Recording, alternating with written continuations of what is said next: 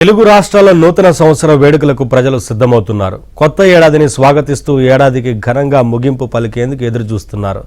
ఇందుకు తగ్గట్టుగానే వేడుకల కోసం హోటళ్లు, రిసార్ట్లు, పబ్లు, క్లబ్బుల నిర్వాహకులు, యాజమాన్యాలు ఏర్పాట్లు చేస్తున్నాయి. అయితే ఈ వేడుకల దృష్ట్యా ఎలాంటి అవాంఛనీయ ఘటనలు జరగకుండా ఉండేందుకు పోలీసులు పలు నిబంధనలు జారీ చేశారు.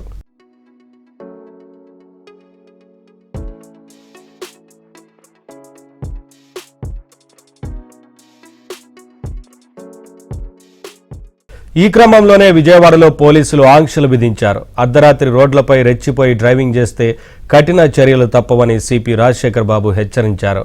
హోటళ్లు, క్లబ్బులు, బార్ అండ్ రెస్టారెంట్ నిర్వాహకులు తగిన జాగ్రత్తలు తీసుకోవాలని సూచించారు. నిర్దేశిత సమయం వరకే వేడుకలు జరుపుకోవాలని చెప్పారు. నిబంధనలు ఉల్లంఘిస్తే చట్టపరమైన చర్యలు తీసుకుంటామని తెలిపారు. అదేవిధంగా డ్రగ్స్, గంజాయి వినియోగంపై ప్రత్యేక దృష్టి సారించినట్లు తెలిపారు. డ్రోన్ కెమెరాల చిత్రీకరణతో పాటు ఎక్కువ మంది సిబ్బందితో అన్ని చోట్ల డ్రంక్ అండ్ డ్రైవ్ తనిఖీలు నిర్వహిస్తామని తెలిపారు.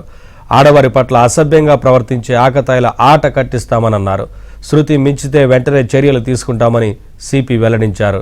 ఇతరులకు ఇబ్బంది కలిగించకుండా ప్రశాంతంగా వేడుకలను జరుపుకోవాలని సూచించారు.